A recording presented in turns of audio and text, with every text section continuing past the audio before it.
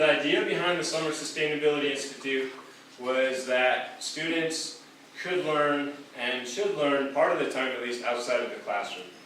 So we took these kids, we set them up with experts, mentors in their field, and they spent over 50 hours with their mentors over the past 5 weeks doing intensive studies in the fields you're going to hear about. The central question was, how can we live more sustainably on this planet? And we had scientists, we had organic farmers, we had contractors working directly with the kids and teaching them, not traditional teachers. And I think you'll see the results were pretty successful. I talked to you about using resources better, building passive solar, building with local materials, and soil restoration. Those are 4 really good and easy ways to help the environment and to live more sustainably. So, yeah, so what are you doing to live more sustainably? Any questions? We came out to be a pretty good team. We learned a lot. Another thing was the food, because we've been eating a lot of vegetables over here. A lot. We've been eating squash, a lot of onion. I don't really eat vegetables at home that much. Maybe 4 weeks is extreme.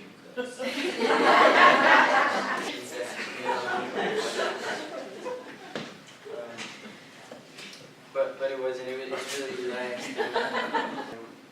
The schedule was rough. Some days, every once in a while, we'd go on a field trip that we had to walk all day in the sun, and it was really hot. The San Juan power plant is where electricity and energy comes from. Some of the knowledge I've gained here while at the SSI have been the principles of permaculture, which are people care, earth share, and fair share. As you can see here, hydro works like with water, and it's being the little wheel, which this handle, and the bell is moving the coils and the magnets inside, which is causing current.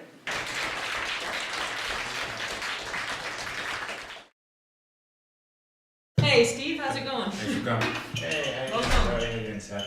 Thanks for coming. All right, nice to see you guys. Hey. The point of this meeting was to get together with Steve, who's our watershed restoration mentor, and really combine his knowledge and what he wants to teach the students with the knowledge that Zoe and I have as classroom teachers about how teenagers learn, and kind of come up with a lesson plan for the first day when he'll be introducing watershed restoration to the students, and also an idea of how his mentorship project might work with one specific student. It's going to be a little scary because they're going to ask you questions about what you did.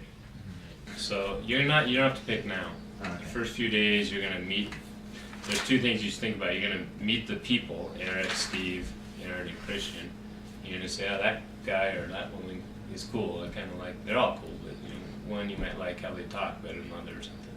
You read through this whole, more or less. Parts of it. Yeah, I mean I know it's a lot. The important one page. There and wake up early and work out there. Yeah. Basically. That's about it. The idea is that you learn a lot when you're outside of the classroom. Mm-hmm. Right? And that classroom learning is important, but it shouldn't be the only type of learning. Did I ever tell you when he was 5 years old, he built a 3-dimensional notebook replica of our house out of notebook paper.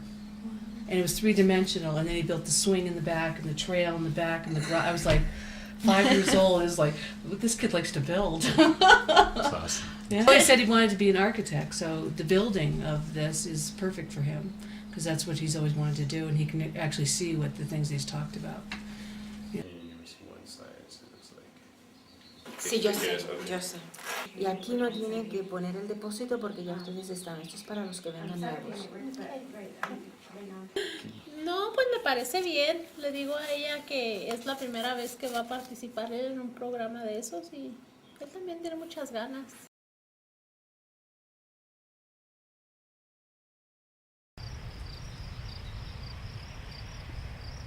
There's a central question behind this institute, and the question is, how can we live more sustainably on this planet? To start, we want to take you out into the woods, away from cars, away from air conditioners, away from TVs, and see what do people really need to survive, even if just for 2 nights.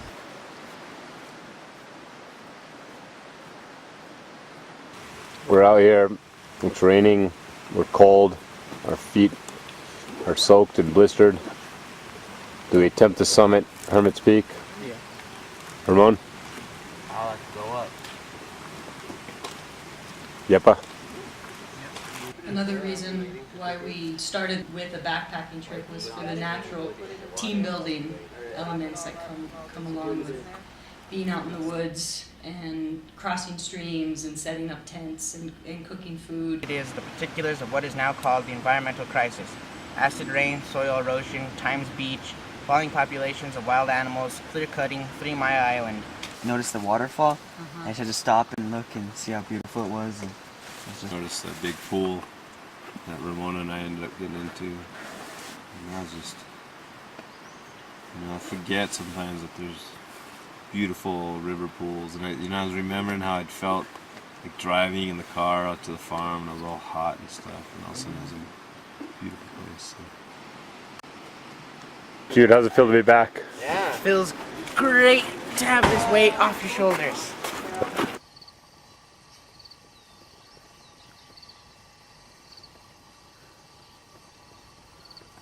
Guys, I'm talking today about soil and water conservation, and it's a good time to be talking about it because it's wet everywhere. It's going to be kind of muddy up there. It's kind of nice. But we're going to walk up to a site where I've been doing some work, and the neat thing has happened just last week. All this water ran over it, so lots of things changed and moved. Look at one thing. Look at it again. The ditch looks kind of muddy, kind of brown water.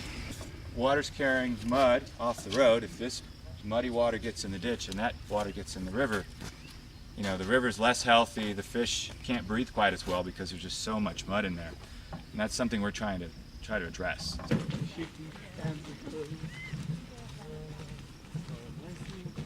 What we're learning about is called watershed restoration. Some more. So this water would run down this road. Let's walk together and follow where the water goes. Okay, some of it's bending. We're all following together. This is called a head cut. It's just like cutting something with a knife. It's like your head. And that's actually why there's rapids in a river at the crossover too. The river widens out and all the rocks drop out. There's not the force right here that there is in that corner. And so the rocks can drop out here, and that's where a river places its own rocks, is at the rapids. And so if we want to help the river lift itself a little bit, if we want to lift this river back up to where it used to be, this little stream here, we would do it right at the crossover. The food's pretty good most of the time, and sleeping in a tent kind of sucks. So you start to feel more of the rocks and stuff, and then it's just like sometimes it gets too hot or too cold, so you can't really control the temperature like you can in your own house.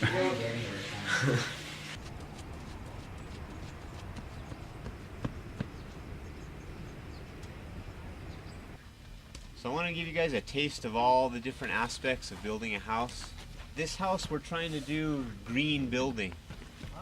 There's 2 main aspects of green building. One is the way you build a house, you want to use as little energy as possible. The other thing is when you're living in the house, we want all the bills in this house to be as low as possible or even 0. So we're going to use the sun for heat instead of like propane or natural gas heaters. Once you set it up right, it's free because the sun rises every morning. I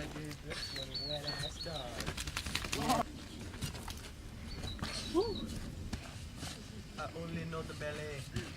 Leave the dirt there close because that's the dirt we'll use. Alright, that's probably a good enough pit. There's the straw we need. Alright, dancers, you better get ready. So go ahead and jump in and you can start mixing it. We want it to be... Oi! This is funny.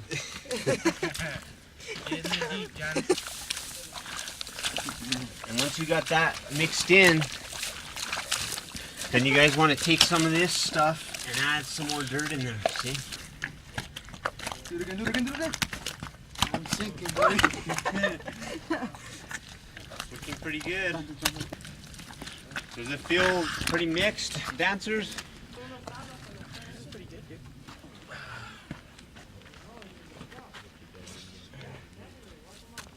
Well, if you you want, after you get it pretty good with your hands, you can give it a trowel if you want. This is the moment of truth when you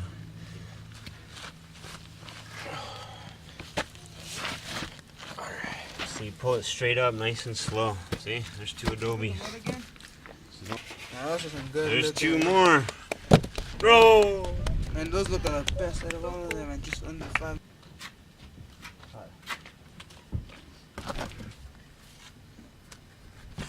The reason we want it so thick is that it gives you room to adjust. Remember how these ones were high and I squished it down and it made it level? That's why we need it thick, so we have room to adjust. And then as we go up, we need to check this. Because I don't want the wall leaning in or leaning out. I want it, boom, straight up. See what you did here. What did I do? This is still higher than this though, huh?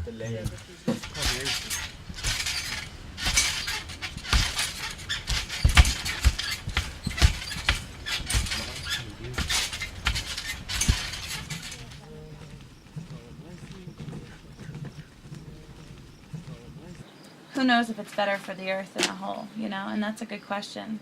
Is when we come into a place and we manipulate it, you know, farmers are manipulating nature. They're changing it. Watershed restoration guys are manipulating nature. They're changing it. They're changing what's happening. But it's in a way that hopefully we're helping it and we're sustaining it. But we always have to ask ourselves that question.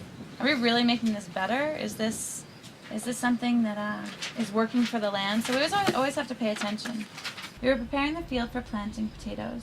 I helped with the potato picking too. It was backbreaking work, following along behind a special digger that loosened the soil and brought the potatoes to the surface and putting them into stacks. We're going to be thinking about how much money it saved us. We're going to be thinking about how much nutrition it gave us. And we're going to be really seeing what it takes from the land to provide this food for us. And then this is the eggplant. Oh, feel that. I see some body on it. That's soft, right? And this one's not very soft.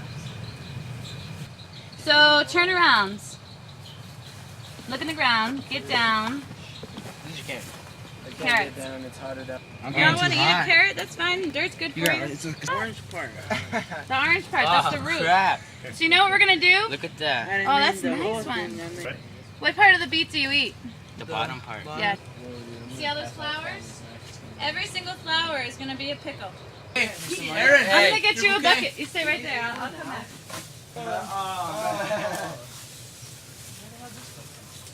He's packing a turnip. So what we're going to do is we're going to lay them on this thing. Just dump it. Can I just dump it? Yeah, just dump it. But we got to spread them out so they all have air.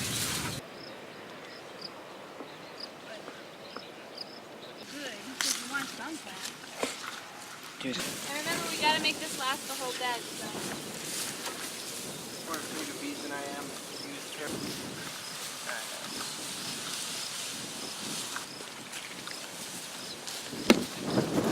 Easier for us to harvest too.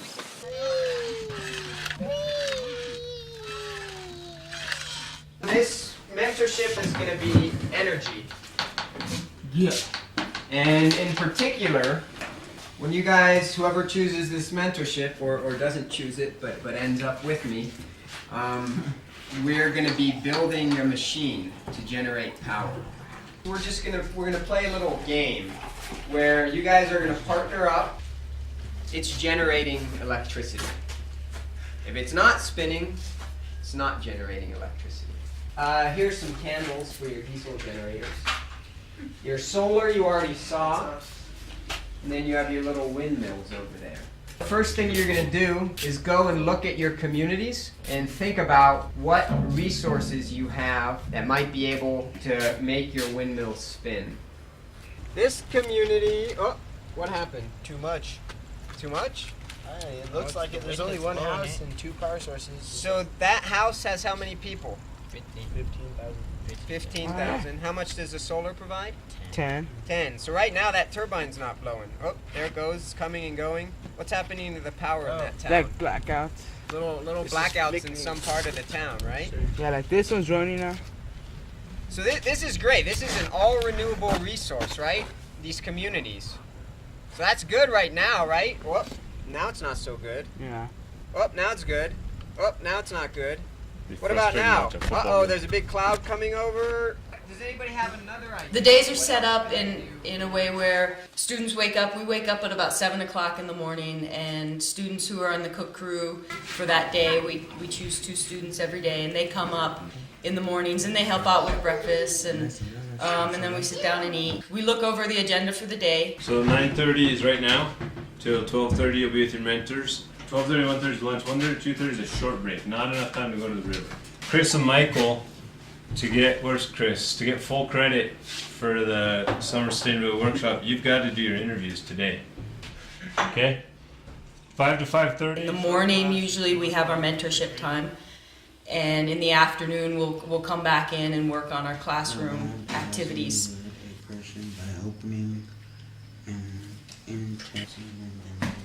Okay, so what is he talking about? Imagine. Sometimes we do a one-on-one with the students, depending on what we're working on.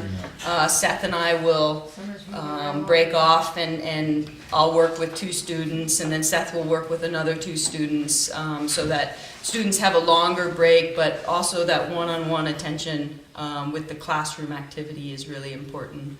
My name's Eric Biederman. I'm a farmer and a general contractor, and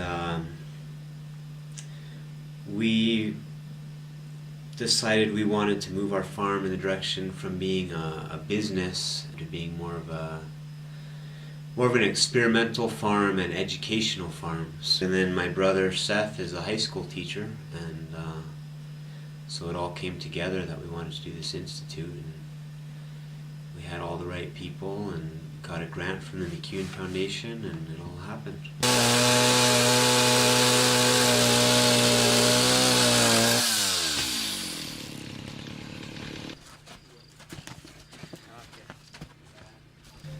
The amount of time that I had to spend with them was it was a challenge. The way most people learn construction is you get a job working for a company, and they're not teaching you per se one-on-one like I was with these kids and explaining the big picture and all of that. You're just sweeping up the site and moving boards around, but you're seeing the whole atmosphere. You're seeing the people who are more experienced than you cutting and doing that. And so over a period of years you grow into it, and pretty soon you have a lot of skills, but it takes working a 40-hour week for many years. Each week we've planned in and scheduled a day for field trips. We usually do that midweek, which breaks up the week and provides students the opportunity to see others around the state who are answering the question in their own way, how can they live more sustainably on this planet. We went to Raf Varela's sawmill in Las Vegas, New Mexico, to really look at local lumber. And we all watched some of the beams actually be milled that are going up in the adobe house that Eric Biederman is building. And I think that was pretty exciting. And then we also went to a logging site and watched various trees being felled. Actually the same site that some of the beams for the house that we're building are coming from.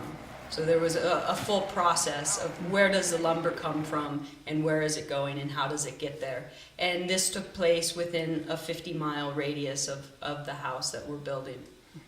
How has Chris Williams changed since he's come to the Summer Sustainability Institute? I don't know, it's just that I actually do my homework. That's one, I don't know. I don't know, it's just easier here. I like this more because I know all my friends and everybody's like, no one's putting down each other and everybody's just trying to help each other, and it's just easier when everybody's trying to be nice to each other than trying to put each other down all the time like normal high school. And I don't know, it's just, I like it more.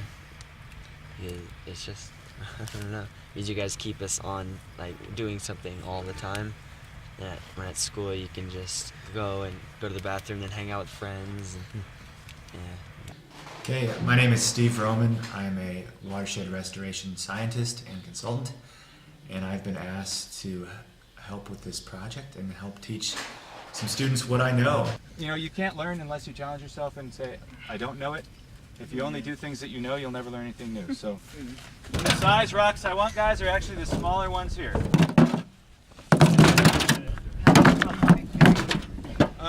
What I would like you to do, I guess, is to dump them out and place them by hand? Yeah. It's made me think about, boy, we should be doing and acting and being, and as much as we can get their hands as well as their minds engaged, the more we'll all learn together.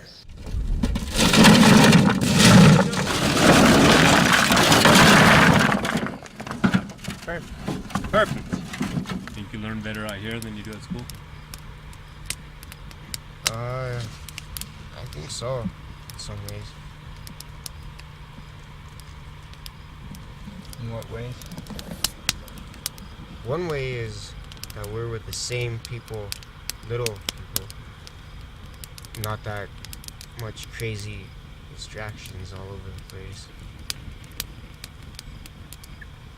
So you, like the focusing, you can focus better. And plus out here, you're not,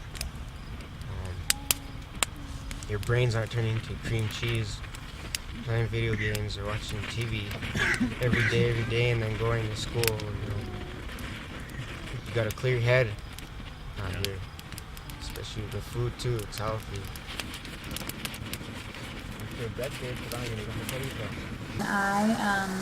I'm the Sustainable Agriculture Gardening and Farming Mentor to Jude here at the SSI summer program. Before the institute started, I designed a curriculum that was based around a 5-week program to cover the fundamentals of sustainable agriculture. Everything from the social context of sustainable agriculture to the technical aspects of sustainable agriculture, and the idea was to ask the question, how does sustainability apply to agriculture? And how can we make agriculture more sustainable? Basically what I'm trying to do here is tomato plants have got a bit of a virus on them. And the leaves that are like this, that are really curled up, is a result of that virus. And all I'm trying to do is just clip it far enough down so that it gets rid of these ones and also kind of gives the bottom leaves a chance to recuperate from it. We also keep a work log, so every time we do work in the garden and address certain issues in the field, from harvesting potatoes to planting seeds, we go through and we record our activities so that Jude can remember the process that we've gone through. We also do steps about digging and composting and weeding a bed, how to sow seeds, how to irrigate seeds, how to mulch seeds. What about your certification, man? There and pink in there. That's where all the sprouts are going to come up. So if we were to plant these, all the vegetative growth would come from right there. But, aww, little That's guy. a potato? That's the harvest. My name is Christian Casillas, and I'm a mentor here at the Summer Sustainability Institute. And the mentorship that I've been working on with the kids is renewable energy. On your blade, can you show me what the leading edge is? Jonathan, if you could do that too. So that's the side that's going to be hitting the wind first. So we're going to make this 50% line on the back side of the blade. Yep. And then from there, we're going to carve down a 1/16 of an inch this whole piece off. We're going to carve down from the middle down to about a 1/16 of an inch here. We started from the very beginning. They had 2x4s that they hand carved into wooden airfoils, 3 of them. Each student had their own blade. Here where I'm painting is the tail for the windmill.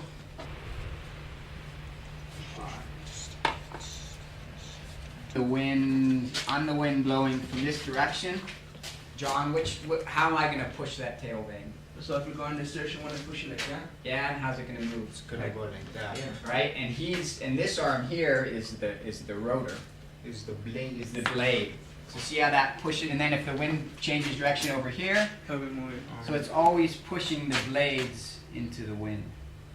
From that, we went on to the hand winding of the motor coils in the generator. Okay, in order to know, So these guys, you know, what side is positive and negative, there's a way to test them. You can't just, it's not written on it. You can't tell just like that. You gotta do it like this. It's a pattern. So as you can see, this one right here pushes. Not that one. This one pushes, this one pulls. If this one pushes, then that means this one has to pull too.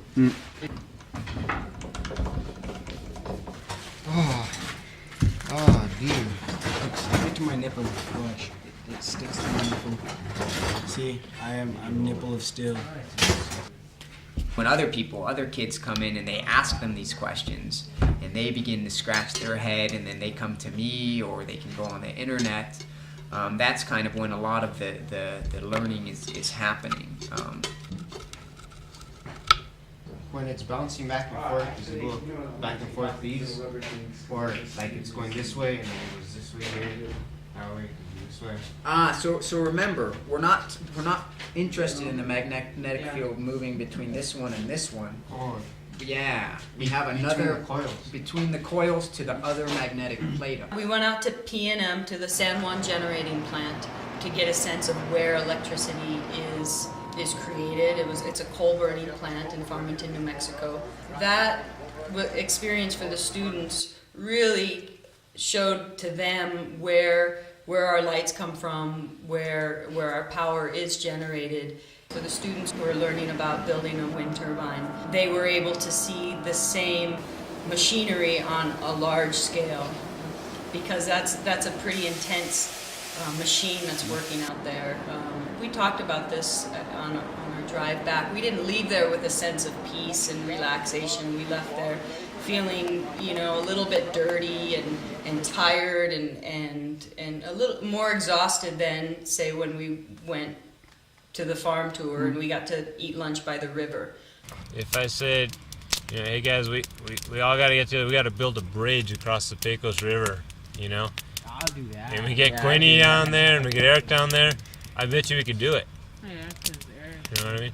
So if I said, hey guys, the world has some serious problems, we got to get together and start thinking about fixing it, guess what? We're doing it. We're doing it. You're doing it, Michael. So that's cool. That's what it's supposed to be like. So you can get ready with the sledgehammer. Don't hit my finger. Right here. Right here. This program was 5 weeks, and I only was with the kids for Tuesday and Thursday mornings for a few hours. So we're trying to pack a lot in. We want to do the hands-on stuff. We want to give them basic skills, but I also wanted to give them the big picture of the design and the passive solar things and why are we using certain materials. I wanted them, those are issues that the architect or the designer thinks about, and I want them to know about that, and also issues that the foreman or the lead carpenters are thinking about in terms of cuts and geometry and materials and all that, and also things that just the laborers are thinking about in terms of tool use and using your body and being safe and working as a team. So, and I don't know if it was successful trying to give a piece of all that in a short amount of time. I think they got something out of it. I guess my hope is that it sparked their interest in certain things so they can pursue it further, and also that they took at least a few specific skills away from it.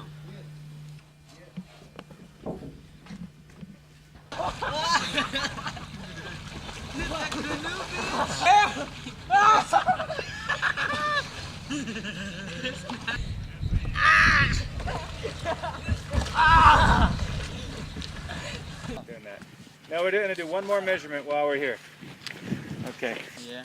Now we're going to do the straight line thing. Exactly. The students and I went out and set up a laser level, and we surveyed the creek, or the arroyo that we're working on. And we surveyed the particular area we did because it was a healthy area. It had the arroyo curved there, and it had a floodplain, and it was growing vegetation on the banks of the arroyo. So that's what we would like the rest of the arroyo to look like. And so by measuring that place, we get parameters and measurements that we can take and apply to the rest of the oil. I thought horny toads were endangered. They are? Well, they are. In my middle school, Like, I went to my meetings and they told me they're being mean, so they told me I wouldn't be able to graduate from high school. Who told you that? My teachers from my middle school and from Flexa. I guess. Do you believe him? No.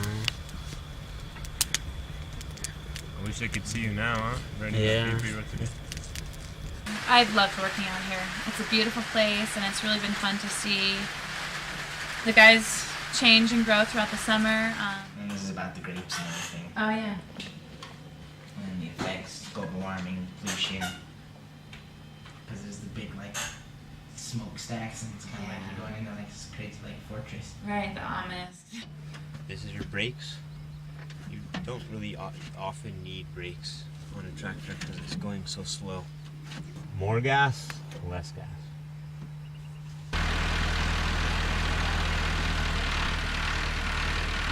Learning how to drive a tractor is pretty fun because it's a lot easier than I thought it would. It was really simple clutch work and stuff like that, considering I don't really know how to drive cars that good. So yeah, it was a pretty good learning experience. I think I enjoy the really hands-on aspect of it because I like getting down into the dirt and digging around in it, seeing new things, and also the harvesting of food because you also know that like you have an input into everything. When it's dinner time, you know that you picked something like a squash or something, and it really feels good. My name is Carlene Whitcomb. I am Eric Biederman's wife. I take care of the garden and the kitchen. I guess at first I was hesitant because they weren't as cooperative as I had expected. And then after, I think the first week, they got to know me better and I got to know them better, and everybody really stepped up to the challenge of cooking, which I don't think they got a lot of experience doing. And cleaning, I think they did great, actually. I think we're ready to Start mixing, alright. start mixing. If you want, maybe you can start cutting some strips. Since this product is going to be generating electricity for a home that might be sold, I was wondering, curious about the level of precision that the students would have, and they've done absolutely fantastic. The blades look great, the motor looks great. And from winding of the coils, then they went to, it's a permanent magnet motor. So they cast two rotor discs that are going to be spinning on either side of the coils. So really here on the end we have all the parts, and I don't think there's probably many, if any, high school kids that can say that they've hand built a real working electric generating machine, which I think is really exciting. I think here at the end where they're beginning to see how these different pieces come together to make something whole to generate electricity, all of a sudden, next time they're going to learn about an electricity generator in class, they're going to immediately think of those 6 hours where they were actually building the wound coils. And they're going to think of how changing magnetic field passing in front of coils of wire are going to generate electricity. Alright, so right here we have the stator, and this, with the wind turbine, it'll just stay still. And then back, right here, we have the rotor, which has magnets inside, and there's supposed to be another piece right here, which is like laying over there. And so what we do is just like this thing will like spin and circle like that, which will cause the magnets to move back and forth in front of the coils, which give current. Man, check it out, man! That thing actually works. So this is how it's gonna look when it's all finished together. The blades are gonna be set up, and then all these 5 holes right here, we're gonna pick this up and we're gonna mount it up into the motor chair up there. It's not just the kids learning, but it's the mentors also doing stuff that they're passionate about and they're learning from also. So it's a joint learning. Did learning change your perception of learning? Change for you? Do you see the experience of learning and educating yourself in a different light? think that this summer's program has kind of taught me that learning can be achieved everywhere instead of just in the classroom. Thank you very much, Jude.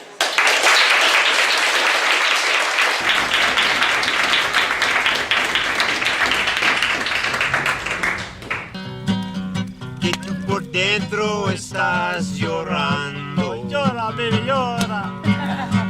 Tú a mí me quieres, yo te quiero. La puerta negra sale sobrando.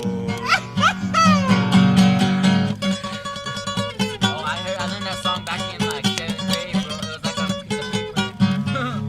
Toca, profesor, toca. They would read it in their childhood. Wow.